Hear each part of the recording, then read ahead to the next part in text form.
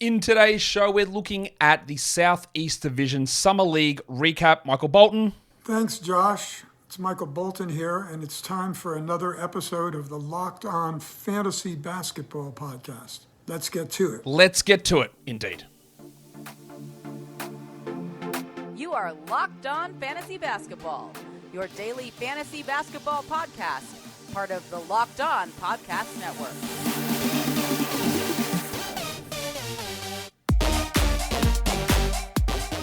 Hello and welcome to the Locked On Fantasy Basketball Podcast, brought to you by Basketball Monster. My name is Josh Lloyd, and I am the lead fantasy analyst at basketballmonster.com. And you can find me on Twitter, as always, at redrock_bball, on TikTok at redrock_bball, and on Instagram at Locked On Fantasy Basketball. Thank you for making Locked On Fantasy Basketball your first listen every day. We are free, and we are available on all platforms. So today, I don't know when this is coming out. I'm trying to bang out these 6 divisions as quickly as I can. We looked at the Pacific Division Summer League recap. We're looking at the Southeast Division today. So that's going to cover the Charlotte Hornets, Miami Heat, Washington Wizards, Orlando Magic. Oh, actually, did I do it? I should have do it. Let's do it. And the Atlanta Hawks, which we're going to get into right now. Warnie. Let's get it on, Gilly. All right. The Atlanta Hawks, let's look at their roster. They did have Tyrese Martin on the roster. He was on their real roster until today when he was waived. He didn't do a huge amount, and I guess that's why they waived him. They brought in Wes Matthews to replace him. They still need one player that they need to cut on their real-life roster, but in terms of just pure fantasy value on this Summer League team, Martin was actually the best. Now, it wasn't a great Summer League squad. They didn't produce fantastic numbers, even though they had quite a number of roster players on there. Martin averaged 13 and 6 with a steal. I just don't really think he's got an NBA role. He had 26 usage, and I wasn't particularly interested in him. One of their draftees this season was Mohamed Gay, who averaged 10.5 with 1.4 blocks. He played 24 minutes a night. And now I know there is someone who you see do some contributions a lot on Reddit, Perkins for 3. His username is over there, same as on Twitter as well, who I've interacted with quite a few times. He is massively high on Mohamed Gay. I am not, but that's fine. Gay was picked at pick 39 in this draft. And yeah, I don't know where he fits on an NBA team. His shooting isn't quite there, even though he did hit 38% of his threes. What was interesting is the fact that he did get 1.4 blocks, and he was able to be useful on low usage, which is not something he did at Washington State. So fitting into that role is always something that's important to look for, and he did it here. I don't see the minutes here on this team with Sadiq Bey, Jalen Johnson, Clint Capella, and Onyeka Okongwu all getting those minutes in the front court. Gay is only 20, a little bit older than some of the players in the draft, but not super old. It was an okay showing from him. I thought he showed a few things, but I do think that his ceiling is tapped out at being a reserve big man. Miles Norris is someone they signed really, really quickly to a 2-way deal. I don't really know why. He is 23 already. He didn't block a single shot despite being a big man. 14 minutes, 7 points. Shot 60%, but didn't hit a single 3 either. I don't think. Oh, he did. Sorry, my bad. He went 46% from 3, so he's actually really good from 3. And their other 2-way guy was Seth Lundy, who was the 46th pick in the draft. He is still a wing that played for Penn State. He hit 2 threes a game and did that at only 32%, but only 9 points in 18 minutes. I would have hoped he could have got a full contract, but their roster was relatively full, and Lundy's going to have to battle to find a rotation role. 1.4 blocks is interesting, but it's probably just an outlier. Your best case scenario, could he take over the role that Garrison Matthews currently has on this team? Yes, Garrison Matthews is on the Atlanta Hawks. Lundy would like to, I guess, move into that role, but who knows? But I guess the highlight player we wanted to see was Kobe Buffkin, who many thought could be a lottery player. Sorry, many thought could be a top 10 player. I had him in the lottery, and I would say that his summer league was disappointing.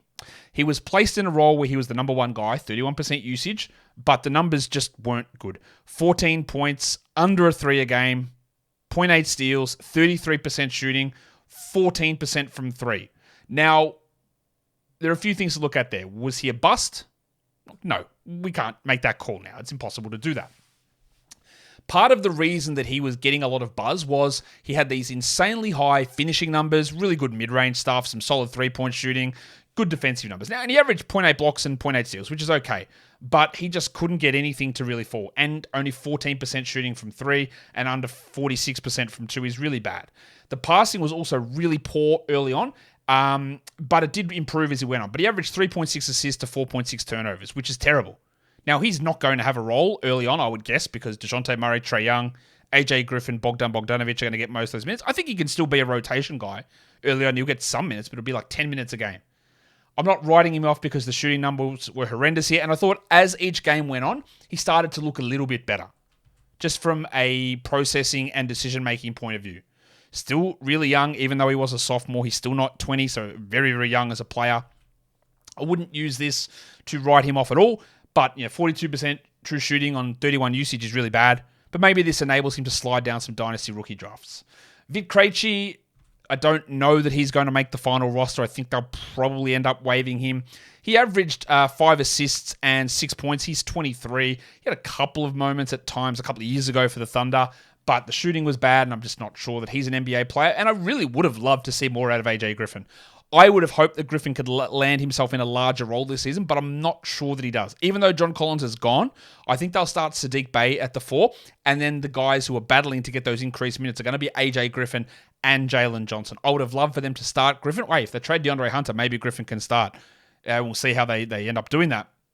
But Griffin didn't really ball out. He only played 2 games in 24 minutes, 9 points, 27% shooting. Don't let that dissuade you from Griffin. He's only 20, so he's the same age as Kobe Buffkin again.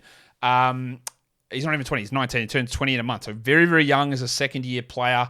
And there is an increased role potentially coming for him this season, but it is still a little bit clouded with Bey and Johnson and Griffin.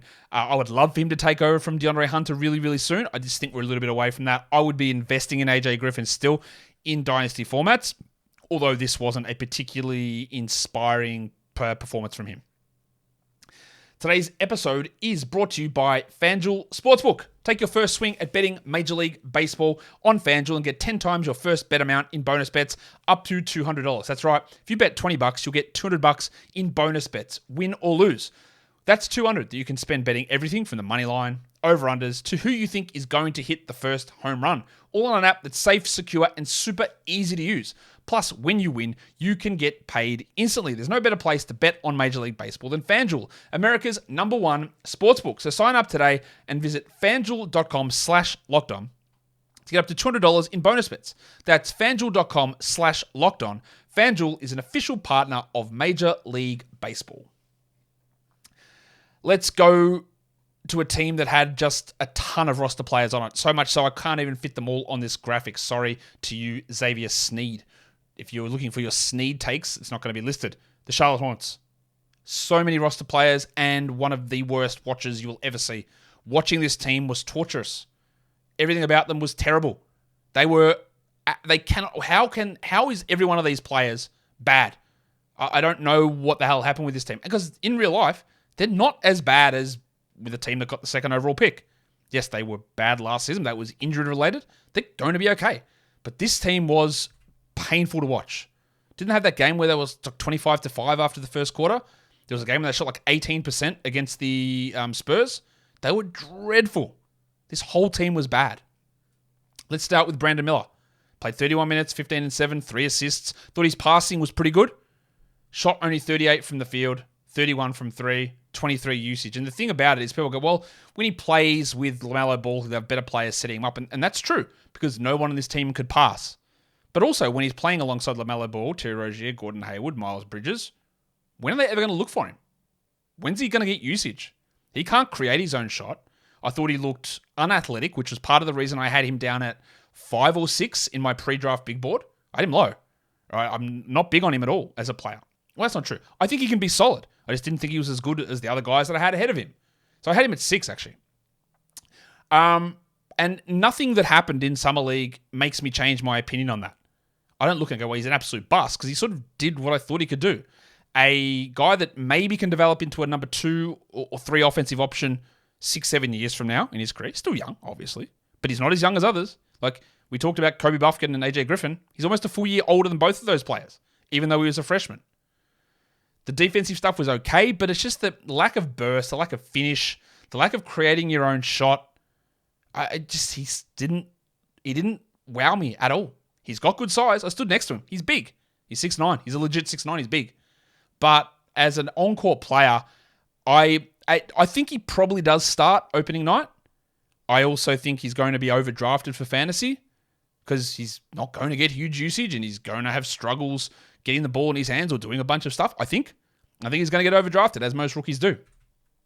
And he was the best of the bunch. Their team, Kai Jones. Kai Jones, one thing I'll say about Kai Jones, in previous summer leagues, he was out there playing as a 3 and attempting threes. And in this one, he just didn't take them and said, well, I am just a sort of rim-running center. 2.2 steals and 1.2 blocks is impressive. 63% shooting is much better than where he was in the past. And he has taken absolute steps forward. But you would hope so. He's played 2 full NBA seasons. He was a first-round pick. A terrible one, but he was a first-round pick. He had that big highlight, alley-oop, throw in over Victor Wembanyama. Protected the rim okay, but he's still not a rotation player. He's not going to be playing ahead of Mark Williams or Nick Richards or Miles Bridges or even JT Thor, who I think they're going to be using as their backup 4 because I don't think they're bringing PJ Washington back. So I think that Jones is in real risk of getting his 4th-year option declined and being out of the NBA. Nick Smith Jr., a guy that came in with high potential out of high school, struggled with injuries at Arkansas, and it was a little bit of the same. 14, 4 and 3, 41%, 62 from the line, 32 from 3. He's got good height. He's an okay passer. The shooting wasn't there, but I don't think that he profiles into future star. I don't think that he profiles into future guaranteed starter. Can he ever be a top 15 point guard in the NBA? I really doubt that. Look, part of, I think, what's going to keep him being viewed positively is the high school rank. That stuff is sticky. Look at Cam Reddish. Oh, yeah, but look at Cam Reddish. He just needs the right opportunity. I think that's going to follow Nick Smith around as well. And on this team with Rozier, with LaMelo, I don't know where he goes. I think he probably is in the rotation because their backup point guard situation is literally Nick Smith. I don't know who else. Well, I know Rozier is their backup point guard, but in terms of guys that come off the bench, they lost Dennis Smith. So they don't really have that guy there anymore. So he's going to play some minutes, but I think he's going to really struggle with efficiency and decision-making. James Bouknight, I probably will never mention this bloke ever again. He's trash. I heard some things about him that I wasn't... obviously we've seen the stuff with the drink driving and traffic violations repeatedly with him. I heard that he is just a real problem behind the scenes. That's what I heard. I don't know that, but where I heard that from, I believe the information that I got. And then on the court, this bloke played 24 minutes a night and averaged 0.8 assists. He shot 38%. I've almost never seen a worse performance. Actually, I would have to say that for a 3rd-year lottery pick, there has never been a worse summer league performance than what James Bouknight put up. I was out on him as a player at draft time, but I didn't even expect this. 12 and 5, under an assist, a steal, 38%, 23 from 3. He looked completely disinterested. Maybe he needs a change of scenery. Don't buy into it. Do not buy into it. He's bad. He should get his 4th-year option declined. They should cut their losses and move on. He's just bad. He just does not make sense the way he plays in the current NBA. James Nagy is a guy that I do like. I don't think that he's coming over this season. I think he's going to stay in Barcelona one more year. He's still not 19. He only played 18 minutes a night, but he blocked 2 shots a game in 18 minutes. He's big. He's 7 foot. He's young. 6 rebounds. He's never going to be a big scorer. But we have seen these late picks, Clint Capella, Rudy Gobert, late first-round guys, as centers who can develop into good fantasy players. Could he ever be a 10 and 11 player with 2.2 blocks on 70% shooting? Yes. It's a long way away, and it might not happen on this team because Mark Williams is there, and Williams is a better player currently than Nagy, although he's 3 years older than what Nagy is. Naji's a guy that if you're in a dynasty league, you draft him with value, but you don't expect anything for 3 or 4 years. It's a long way away from coming, but he was good enough, I thought. The offense, I don't think is ever going to come around, but defensively, I think he's okay. Amari Bailey was a very high draft pick for a guy to be put straight onto a 2-way. Pick 41. Bailey was a guy that I thought could have been a first-round player. He's only 19. I don't know why they put him on a 2-way. I would have hoped they could have kept him onto a full contract. That's weird in terms of development, but we'll see. He only played 16 minutes a night, 9 points, 3 rebounds, and an assist. I thought he was significantly better than Bryce McGowan's. I thought he was significantly better than James Bouknight. I thought there were times when he looked better than Nick Smith out there. But the fact that he's on a 2-way, the fact that he's going to be buried behind a lot of these guys, he's not particularly strong for his future value. But again, context is important.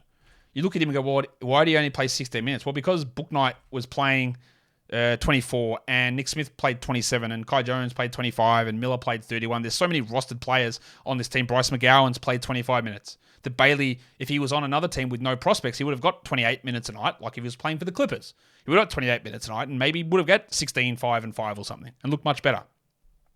I'm not giving up hope that Amari Bailey can be okay. McGowan's played 25 minutes, 12 points, just shot the ball horribly. I thought he showed flashes last season, but he's just not going to play again this season with so many players like Smith and Miller and Hayward and Bridges and maybe Thor, if you want to count him as a wing. He's not really. McGowan's is more of a 2, not really a 1. But he's someone to, I thought flashed a little bit and probably should have been a first-round pick maybe last season. He wasn't particularly interesting in Summer League. I thought he struggled at times, but he's someone I'm a little bit excited. Not excited is the wrong word. Someone that I'm monitoring for future value. They do have Leaky Black, who they signed to a 2-way. Really good defender, but generated no defensive stats whatsoever. There's Xavier Sneed and Kobe Simmons, who I think is still on their roster. Kobe Simmons.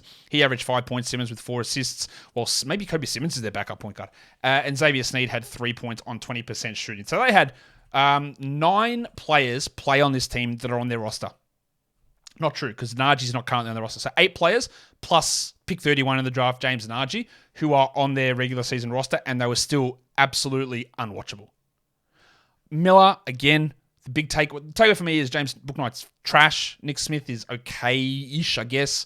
And Miller is sort of what I thought, where I had him at pick 6. That's where I had him. That's what I thought he produced.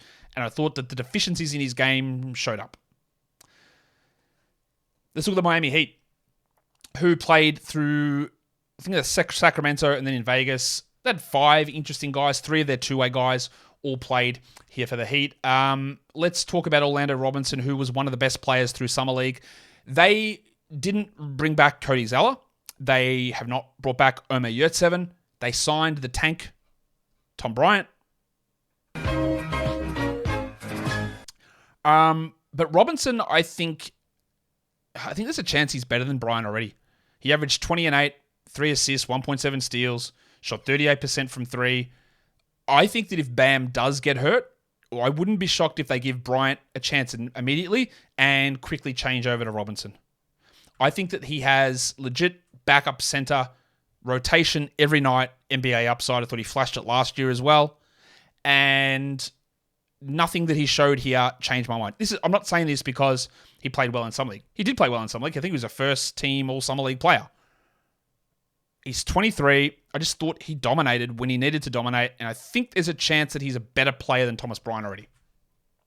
Thought Little Chungus was okay. Nikola Jovic, he played 4 games, 15 points. He's only just turned 20. But what else did he do? 15 points is okay, right? 40% shooting's not. 33 from 3 is not. Steals and blocks non-existent. Assists non-existent. This is part of my issue with him in the draft last year, is that I'm not really sure what he can do. He's not a shot-blocking player. He's not Porzingis. He's not an elite shooter. He's not any of that. He's just sort of a guy who's they tried at center a little bit, but he's probably more of a 4/3, and I don't think he's good enough defensively out there. I am just not high on Nikola Jovic as a player or as a prospect. And while he was totally serviceable in these minutes in Summer League, I don't think that he stood out and made me unbelievably excited. You know what I'm going to say about Jaime Jaquez? He started off with a fantastic first game. I think he had 3 fouls in his first 2 minutes and then was really good. But after that, he wasn't. Jaquez is 22 already, so he's an older player. I wouldn't have picked him where they picked him. I know people go, man, it's just Heat culture. Look how good he is. They're going to turn him into a great player. And maybe they turn him into an okay player. I don't think there's any sort of star upside with Jaquez. And one of the things that I will always tell you, am I being a hater? Some of you will think that. You would definitely think that I'm being a hater. But it's very important. Everyone highlighted what Jaime Jaquez did in that first Summer League game. Man, look what the Blazers could get here. They could get Jaquez. He's already ready. Heat culture.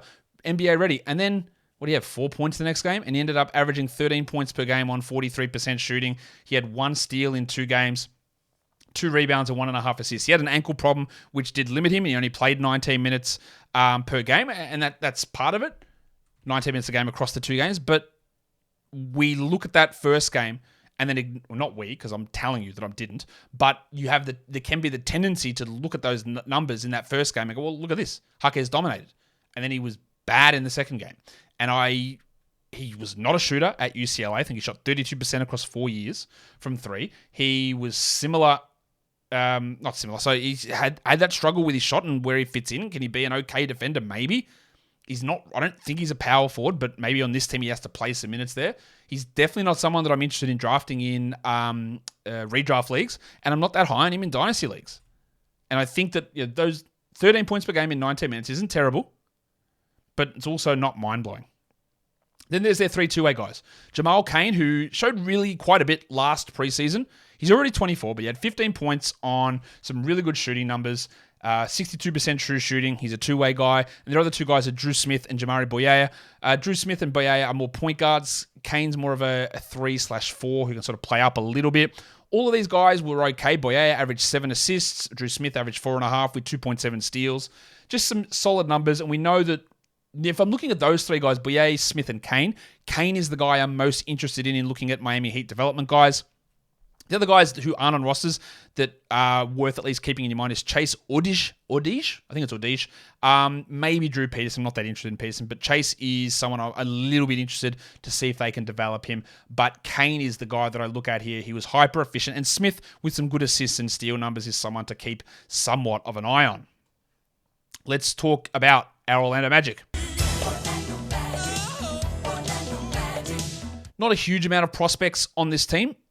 We'll start with Kevon Harris, who was on a two-way last year. He's on a two-way again this season. He only played one game. He scored 21 points. I thought he looked good when he was out there, but he's already 26. He had 2 steals. He's not a long-term upside player. Their high draft pick is Anthony Black. And Anthony Black's first game shot 70% from the field. Everyone was watching that, and people were super hyped about what he can bring. Now, I was going to say famously, but I'm not famous, so it's not a famous opinion. But if you have been watching this show, you know I'm not as interested in Anthony Black as I am as many other players. I did not have him as a top 10 player in this draft. I had him at like 12 or 13 in my dynasty rookie ranks. I'm not that high on him. And the reason is basically what we saw here. 11, 8.7, and 4 assists. He hit 1 3 across 3 games. Is that right? On 17% shooting? I think that's right. Just checking that out. No, 2 threes. 2 threes. Is that right? Yeah, 2 threes across those 3 games. He hit him at 17%. He hit 55% from the line. You look at this and you have to look, is this Alfred Payton? I know it's the Magic comparison, but he can't shoot. The shot looks completely off. And while I do like Asar Thompson and I do like Amen Thompson, who both can't shoot, they're way more dynamic and way more athletic and way more, I think, defensive playmakers and offensive playmakers than what Black is. And I worry that a guy like Black, if you can't get any resemblance of defensive stress that you put on the other team through your shooting, I don't really know where you go. And again, the first game, great, 70% shooting, finished at the rim well, but still ended up shooting only 41% overall. So I would say that Anthony Black's Summer League was more in line with my expectations for him versus others. Now, defensively, I think he's still really good. He's got good court vision. I think he'll play better on a well-spaced team, but I don't think he's going to play a huge amount. Is he going to play ahead of Markelle Fultz? Is he going to play ahead of Jalen Suggs? Is he going to play ahead of Cole Anthony? I would say that there's almost no way he plays more minutes than all of those guys, and I would say that it's more likely he plays fewer minutes than those 3 than he plays more minutes than 2 of them. I just think he's going to be relatively buried early on, and I think he just needs to work on that shot. Jett Howard, the strength of him is the shooting, and he showed it. 40% shooting, he hit almost 3 threes a game, 13 points, but can't rebound. He's 6'8", but can't rebound. Another 3 rebounds a game in 29 minutes. But interestingly, he showed more self-creation and more passing, which when I talked to Albert Gim of No Ceilings, he was massively high on Jett. He goes, I think he can have some real upside as a creator and self-creator. I was pretty doubtful of that, but he flashed a little bit of that here. So that is a little bit interesting. I definitely wouldn't have picked him at 11. And again, I don't really know where the minutes are going to come from. He's not replacing Franz Wagner. Is he getting the minutes over? Look, there's got Gary Harris on this team. He's going to play over Gary Harris. I don't think we're going to see much of Jett. But he sort of did what we wanted in terms of shooting, flashed a little bit more in passing. So overall, I'd say it's a little bit more positive for me with Jett from Summer League, but still, I'm not massively into him. Caleb Houston was an early second-round pick last season. He hit 33% of his threes, 15 points, 2.5 threes a game. He had a few starts last season. I don't really think there's upside in him as a scorer. I think that, or as an NBA starter, I think Howard should replace him in the rotation, and Houston will keep sort of battling along. He is only 20, so he's still really young, but I don't really see it. Not much played out there. And we eventually did get to see Kai Sotto play, and I'm going to bring him up because I know there's a huge Filipino audience that watches this show. So if you are Filipino and you are watching this part of the show, look, turn it off. Yeah, you're gone now. Kai Sotto is not an NBA player. Sorry to say. He did block 2 shots in 11 minutes a game. 3 points, 3 rebounds. He just isn't an NBA player, and that's totally fine. He doesn't have to. He can be your country's best player and best player in history, which I'm sure he is, but he's not an NBA player. He didn't get minutes here in Summer League, and he's just better off having a successful career, whether it's in Asia or in Europe, or even in Australia, where he struggled to play down here as well. He's not an NBA guy. They signed him, I think, for memes or for social media engagement, which it might be a shitty thing to do. I just don't think he's ever going to make it. Welcome back, Filipino listeners. Let's go to the last 10, the Washington Wizards, who had quite a few prospects that we've got to talk about. Ryan Rollins, we didn't really see at all last season from the Warriors. He came across in, I don't know, one of the many trades they did. I think it was the Chris Paul trade. Rollins was the 44th pick last year. He barely played at a broken foot. He's only just turned 21. 14 points, 5 assists, 2.3 triples. Didn't shoot well, 27% from 3, but I do think he's a reasonable shooter. I think he has actually low-end starter upside. It's not going to happen this season because Tyus Jones, Delon Wright, Jordan Poole are all there. But in 3 years' time, if Rollins is a 22-minute-a-night backup or a low-end Monte Morris-type starter at point guard, I wouldn't be shocked. He showed me enough to go, that's a nice little piece that they got in that trade. John Davis, never would have picked him at where he was picked. I think, though, to be fair to him, he has improved. He was better down the stretch. He looked better here. I don't think he's got really any shot at starting on this team, but he averaged 16 points and 5 rebounds with 1.5 steals, but still, 40% from 2? Yuck. He did hit 43% from 3, but I just worry about what does he do when he's not a high-usage player, and can he be efficient? And so far, the answer is not really. Xavier Cooks, 14 and 9, 65%. He is on their roster. He's old. I don't think he's going to play a huge amount, but he's an interesting guy that might be able to carve out like a Torrey Craig-like career at this point.